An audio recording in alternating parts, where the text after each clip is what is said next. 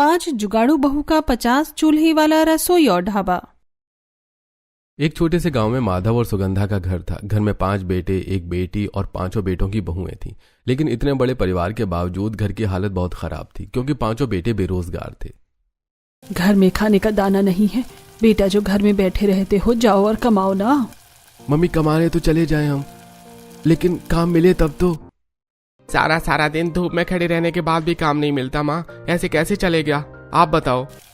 पढ़े लिखे होने के बाद जॉब नहीं मिल रही, बाकी बाहरी काम का तो क्या ही कहूँ माँ। तुम 5 बेटे हो मेरे, और 5 बेटे के रहते हुए भी घर खाली है तो कैसे चलेगा बेटा, तू ही बता। हाँ माँ, हम समझते हैं, लेकिन काम तो मिलना चाहिए ना। अगर ये सब बहस हो गई हो तो माँ जल्दी से खाना लगा दो, भूख लगी है। ये 5 ऐसे नहीं समझेंगे जब तक इनका पेट नहीं जलेगा, क्योंकि खाना देने के लिए भरपेट खाना होना भी तो चाहिए। सही कह रही हो माँ, ये भाइयों की वजह से मेरे 6 महीने की फीस नहीं भरी गई है, और तो और कॉलेज की किताबें भी मांग कर काम चला रही हूँ मैं। सुगंधा की बातों के बाद घर में भारी सन्नाटा छा गया। 5 बेटे चुपचाप बैठे थे और चूल्हे पर उबलती खाली सी दाल की हांडी जैसे पूरे घर की गरीबी का मजाक उड़ा रही थी। सुगंधा ने जैसे तैसे थोड़ा सा खाना बनाया और बेटों के सामने रख दिया। लो बेटा, जो था वही बनाया है। घर में आटा भी बस 2 दिन का बचा है, इसीलिए जितना है उसी में पेट भरने की कोशिश करना।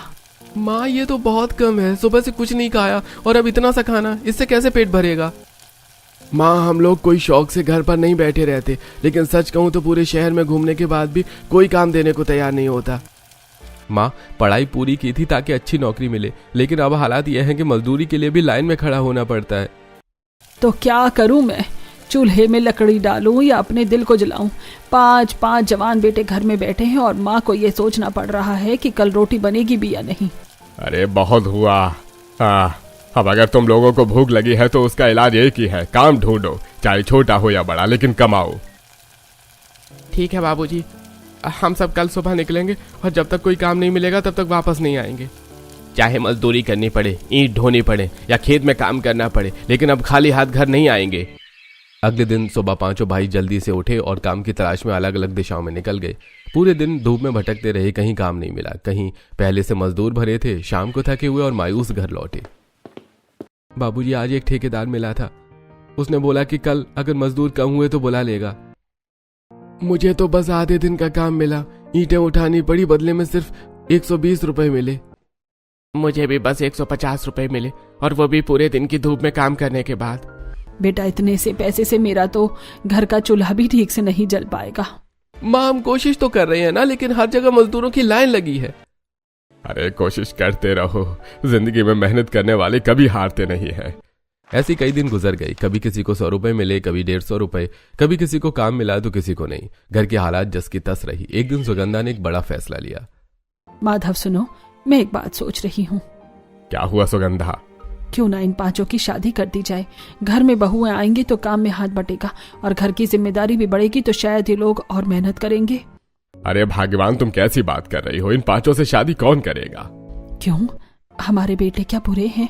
बेटे बुरे नहीं है, लेकिन गरीब है। शादी में गहने चाहिए, कपड़े चाहिए, खर्चा चाहिए, और हमारे हालात तो ऐसे हैं कि 2 वक्त की रोटी भी मुश्किल से मिलती है। लेकिन कीर्ति की भी तो शादी करनी है, कल को वो भी अपने घर चली जाएगी, फिर ये घर कौन संभालेगा? यही सोच सोच कर मेरा सिर फट जाता है। कुछ दिन बाद माधव अपने पुराने दोस्त गणेश से मिलने उसके घर गया। गणेश भी गरीब था, लेकिन दिल का बहुत अच्छा इंसान था। उसके घर में 5 बेटियां थी। अरे माधव भाई, कितने साल बाद आए हो, आओ बैठो। अरे बस यूं ही तुम्हारी याद आ गई तो चला आया। अरे बेटियों, जरा चाय और नाश्ता लेकर आओ, मेरे दोस्त आए हैं। थोड़ी ही देर में 5 बेटियां चाय और नाश्ता लेकर आईं। उनके हाथ का बनाया हुआ खाना बहुत स्वादिष्ट था। अरे गणेश भाई, तुम्हारी बेटियों के हाथ का खाना तो कमाल का है। हाँ भाई, यही तो मेरी दौलत है। सच कहूं तो इतनी समझदार और मेहनती बेटियां हर घर में नहीं होती। लेकिन भाई, एक चिंता हर समय दिल में रहती है, इतने गरीब हालात में इनके लिए अच्छा घर कैसे ढूंढूं? दहेज देने की हैसियत नहीं है। गणेश, अगर मैं कहूं कि मुझे दहेज नहीं चाहिए तो? क्या मतलब? मेरे 5 बेटे हैं और तुम्हारी 5 बेटियां। क्या? मैं तुम्हारी बेटियों को बहू बनाकर अपने घर ले जाना चाहता हूं, बिना दहेज, बिना किसी दिखावे के। माधव भाई, क्या सच में तुम ऐसा कह रहे हो? हाँ, क्योंकि मैं तुम्हारी परेशानी समझ सकता हूँ। मैं भी उसी हाल से गुजर रहा हूँ। अगर ऐसा हो जाए तो मेरी बेटियों की जिंदगी बन जाएगी। तो फिर समझो रिश्ता पक्का हुआ। आज से हम रिश्तेदार बन गए। उस दिन दो दोस्तों ने बिना किसी लालच और बिना किसी दहेज के 5 रिश्ते पक्के कर दिए। पैसे की तंगी जरूर थी, लेकिन दोनों परिवारों को यह सुकून था कि उनकी बेटियां और बेटों का घर बस जाएगा। कुछ ही दिनों के बाद बहुत ही सादगी से 5 बेटों की शादी गणेश की 5 बेटियों से कर दी गई। न कोई बड़ा पंडाल था, न कोई महंगे कपड़े, न ही कोई शोर शराबा। बस गांव के मंदिर में सादे तरीके से फेरे हुए और 5 बहुएं विदा होकर अपने ससुराल आ गईं। आओ बेटियों, इस घर में तुम्हारा स्वागत है। हमारा घर छोटा जरूर है, लेकिन दिल से तुम्हें अपनाएंगे। माँ जी, हमें बड़े घर का नहीं बल्कि अपनेपन की जरूरत है। हम सब मिलकर इस घर को खुशियों से भर देंगे। जी माँ जी, आपने हमें बहू बनाकर जो सम्मान दिया है, हम उसे कभी नहीं कम होने देंगे।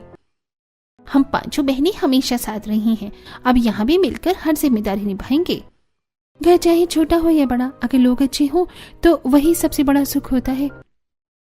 और माँ जी, हम सबको खाना बनाना भी बहुत पसंद है। आपके लिए रोज नए नए पकवान बनाएंगे। बहुओं की मीठी बातें सुनकर सुगंधा और माधव की आंखों में खुशी के आंसू आ गए, लेकिन बाहर गली में कुछ पड़ोसनें खड़ी होकर तमाशा देख रही थी। जैसी 5 बहुएं आंगन में आई, पड़ोसनों ने ताने मारना शुरू कर दिया। अरे वाह, घर में पहले ही 5 बेटे और 2 माँ बाप का पेट नहीं भर रहा था, अब 5 बहुएं और ले आए। क्या खिलाओगे इन्हें? सही कह रही हो सुषमा, शादी तो कर ली, लेकिन बहुओं को खिलाने की हैसियत है भी या नहीं, ये भी सोचना चाहिए था।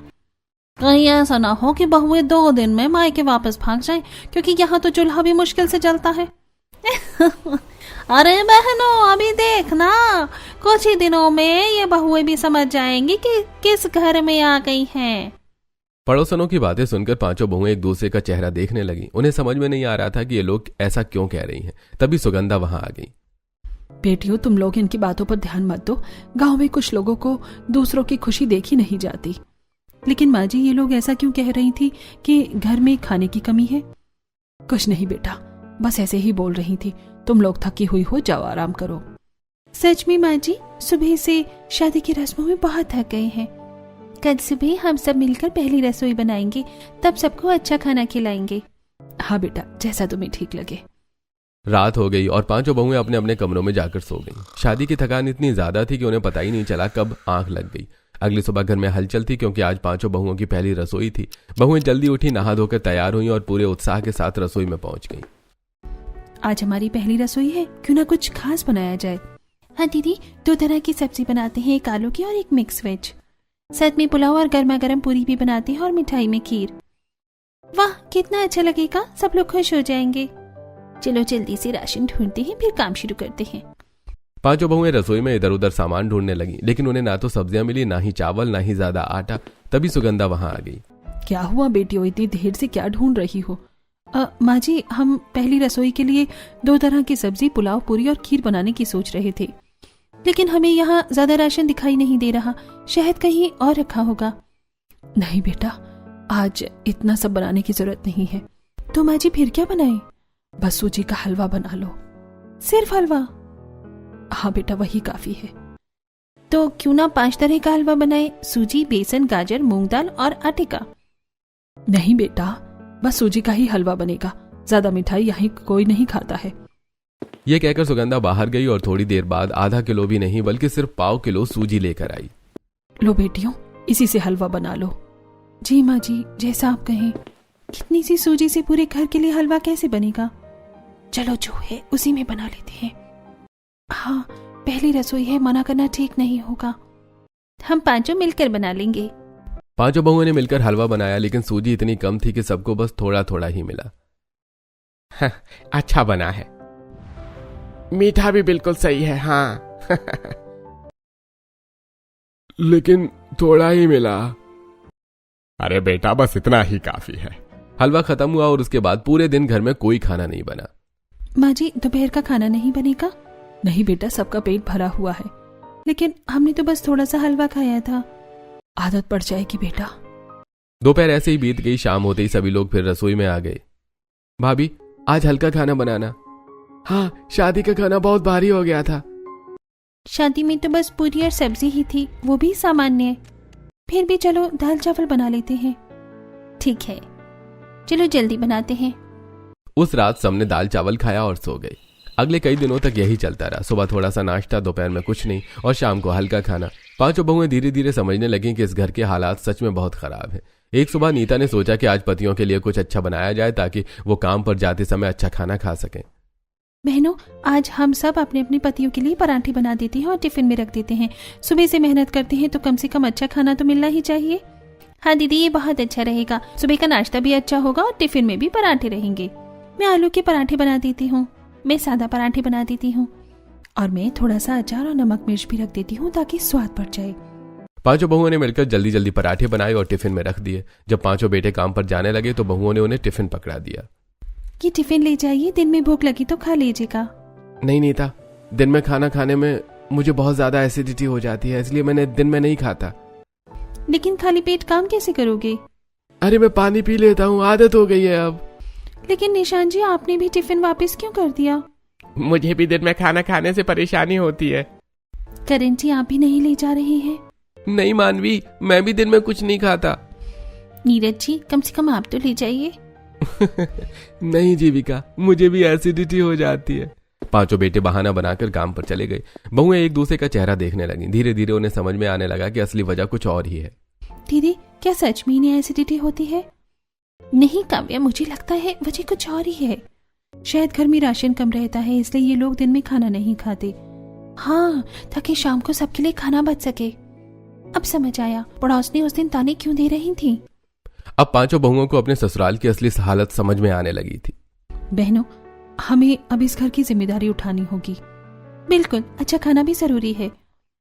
शादी में विदाई के समय हमें कुछ पैसे मिले थे ना। हाँ, अगर हम सब मिलाकर रखें तो अच्छा खासा राशन आ जाएगा। तो भी देर किस बात की है, आज ही बाजार चलते हैं। पांचों बहुएं अपने विदाई के पैसों से बाजार गईं और घर के लिए भरपूर राशन लेकर आईं। अरे बेटियों, ये सब क्या है? माँ जी, ये घर का राशन है, लेकिन पैसे कहाँ से आए? माँ जी, विदाई के समय जो पैसे मिले थे उसी से। बेटियों, तुम लोगों ने ये क्यों किया? बाबूजी, अब हम भी इस घर का हिस्सा हैं। उसी दिन पांचों बहुओं ने मिलकर पहली बार अच्छे से खाना बनाया। आज 2 तरह की सब्जी बनाते हैं, साथ में पूरी और चावल भी, और दाल भी बनेगी और मिठाई भी। शाम को जब सबने बहुओं के हाथ का खाना खाया तो सब खुश हो गए। इतना स्वादिष्ट खाना मैंने बहुत दिनों बाद खाया है। सच में आज तो दिल खुश हो गया। बेटियों, तुम लोगों ने आज घर में खुशियां लौटा दी। तभी पड़ोसन सुषमा वहां आ गई। अरे क्या बात है, इतनी अच्छी खुशबू कहाँ से आ रही है? आ जाइए सुषमा चाची, आप भी बैठ जाइए। अरे ये तो बहुत स्वादिष्ट है। किस होटल से मंगवाया है? होटल से नहीं, घर का बना है। सच में?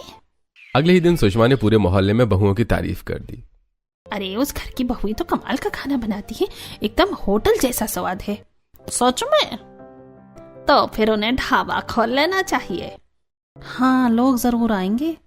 कुछ दिनों बाद राशन फिर खत्म होने लगा। बहनों, शायद पड़ोसनी ठीक कह रही थी। हाँ, अगर हम ढाबा खोलें तो घर के हालात सुधर सकते हैं। तो फिर क्यों ना हम कोशिश करें? हाँ, हम सब मिलकर करेंगे। तो तय रहा, हम ढाबा खोलेंगे। अगले ही दिन घर के बाहर थोड़ी सी जगह में 2 चूल्हे जलाए गए और एक छोटा सा ढाबा शुरू किया गया।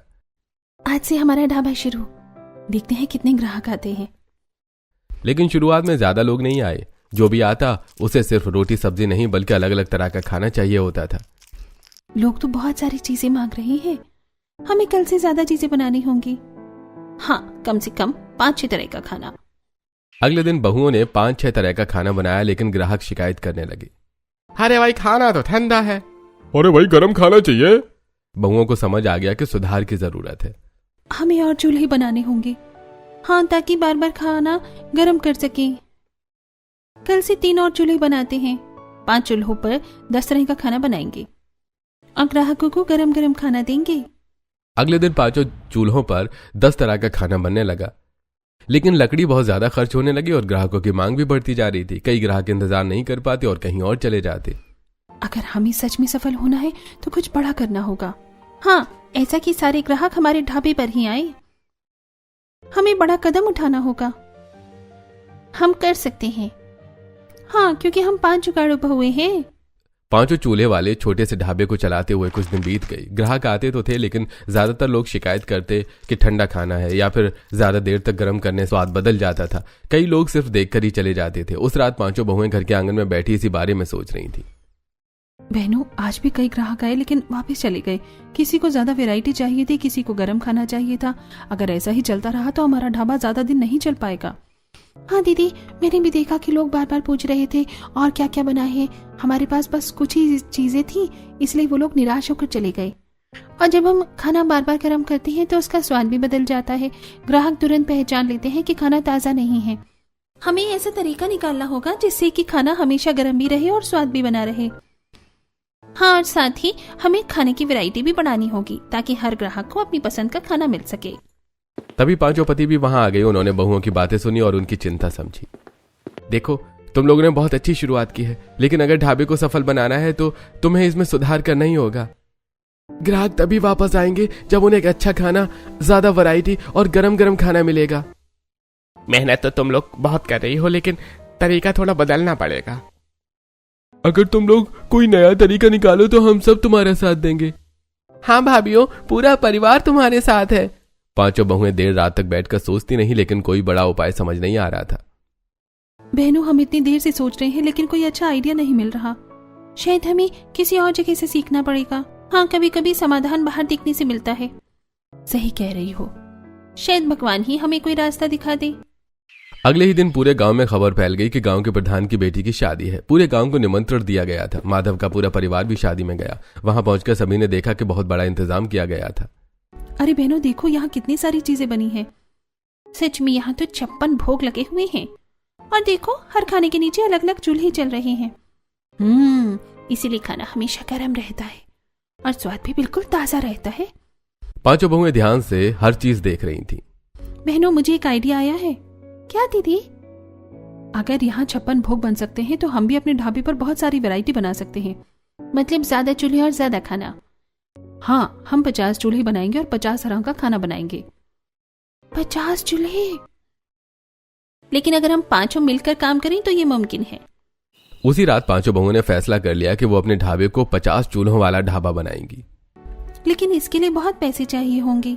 हमारे पास जो थोड़ा बहुत सोना है, अगर हम सब मिलकर उसे गिरवी रख दें तो ढाबे के लिए पैसे मिल सकते हैं। हाँ, अगर हम आज थोड़ा जोखिम उठाएंगे तो कल हमारा भविष्य बदल सकता है। अगले दिन पांचों बहुओं ने अपना थोड़ा थोड़ा सोना मिलाकर गिरवी रख दिया और उससे ढाबे के पैसे जुटाए। बेटियों, तुम लोगों ने अपना गहना गिरवी रख दिया।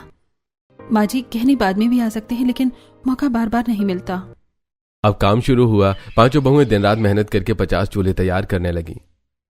सुनिए सुनिए, हमारे घर का नया ढाबा शुरू हो रहा है। 50 चूल्हों वाला ढाबा और रसोई, यहाँ 50 तरह का खाना मिलेगा। गरम गरम और ताजा खाना। कुछ ही दिनों में 50 चूल्हे तैयार हो गए। या पूरा परिवार ढाबे की तैयारी में लग गया। बेटियों, आज इतना काम है कि मजा आ रहा है। मैं आटा गूंद देती हूँ। मैं बर्तन साफ कर देता हूँ। हम जंगल से लकड़ी लेकर आ गए हैं। आज तो पूरा जंगल छान मारा। लेकिन मेहनत रंग लाएगी।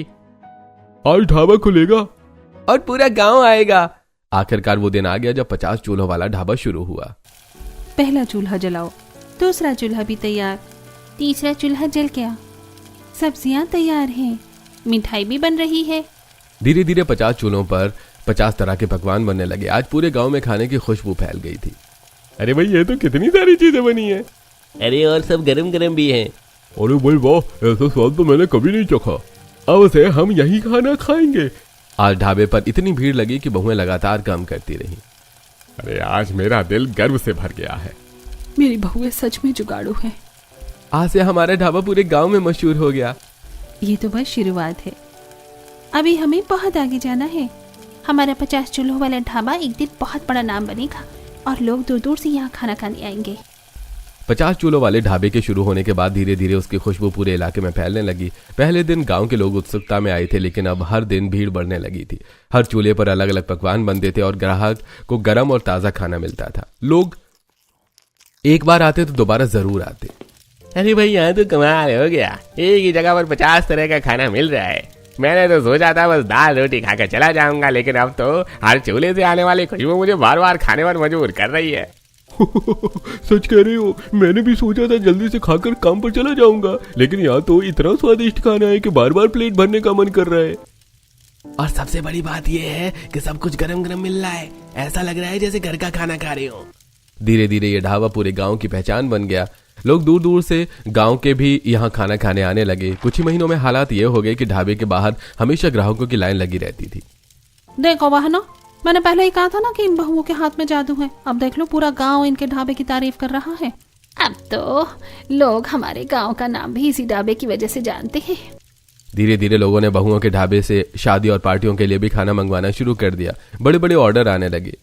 नीता, आज 2 गांव से शादी के लिए खाना बनाने का ऑर्डर आया है और अगले महीने 3 और शादियों के लिए भी ऑर्डर मिला है। अब हमारा ढाबा सिर्फ ढाबा नहीं रहा, यह पूरे इलाके की पहचान बन गया है। लेकिन अब काम भी बहुत बढ़ गया है, हमें और लोगों की जरूरत पड़ेगी। 5 बहुएं भी समझ गई थी कि अब अकेले इतना काम संभालना मुश्किल है, लोग लगाने पड़ेंगे। अगले ही हफ्ते कई गांव की महिलाएं ढाबे पर काम करने लगी। अब ढाबा पहले से भी ज्यादा व्यवस्थित हो गया था। बेटियों, तुम लोगों ने तो पूरे गांव की किस्मत ही बदल दी। अब कई घरों में चूल्हा तुम्हारी वजह से जल रहा है। पहले हमारे घर में आटा भी मुश्किल से मिलता था और आज हमारे चूल्हों की वजह से कई घरों में रोज खाना बन रहा है। समय के साथ बहुओं ने एक और बड़ा फैसला लिया। उन्होंने अपने ढाबे के खाने को शहर तक पहुंचाने का सोचा। अगर हमारा खाना इतना अच्छा है तो क्यों ना हम इसे ऑनलाइन प्लेटफॉर्म पर भी डाल दें, ताकि शहर के लोग भी इसका स्वाद चख सकें। हाँ, अब लोग मोबाइल से खाना ऑर्डर करते हैं ना। अगर हम अपना ढाबा वहां जोड़ दें तो शहर के लोग भी यहाँ का खाना मंगवा सकेंगे और इसमें हमारी कमाई भी बढ़ेगी। हर गांव के और लोगों को भी रोजगार मिलेगा। कुछ ही समय में ढाबे को ऑनलाइन प्लेटफॉर्म से जोड़ दिया गया। अब शहरों से भी लोग यहाँ का खाना ऑर्डर करने लगे। अरे भैया, मैंने शहर से खाना मंगवाया था, लेकिन स्वाद इतना अच्छा लगा कि आज खुद यहाँ आकर खा रहा हूँ। यहाँ का भैया देसी स्वाद कहीं और नहीं मिलता। धीरे धीरे 50 चूल्हों वाला गांव ही नहीं बल्कि शहरों में भी मशहूर हो गया। लोग दूर दूर से यहाँ का स्वाद चखने आने लगे। अब माधव के घर में राशन की कभी कमी नहीं होती थी और घर में खुशहाली लौट आई थी। कुछ समय बाद बहुओं ने नया घर भी बनवाया और ढाबे को पहले से भी बड़ा कर दिया। अब हमारे ढाबे में 50 चूल्हे की बड़ी रसोई बनेगी और ग्राहकों के बैठने के लिए अलग से बड़ी जगह भी होगी, ताकि लोग आराम से बैठकर खाना खा सकें। हमारा ढाबा पहले से भी ज्यादा बड़ा और अच्छा होगा और स्वाद भी वही रहेगा जो लोगों को पसंद है। नया घर बनता है, रसोई बड़ी की जाती है, 50 चूल्हे के लिए अलग से जगह होती है। अब 5 बहुएं और उनके पति मिलकर 50 चूल्हों वाले ढाबे और रसोई को चलाते थे। घर में खुशियां थी, गांव में रोजगार था, हर चूल्हे से मेहनत की खुशबू आती थी। 5 जुगाड़ू बहुओं ने अपनी समझदारी से गरीब घर को खुशहाल बना दिया और उनका 50 चूल्हे वाला ढाबा पूरे इलाके की शान बन गया।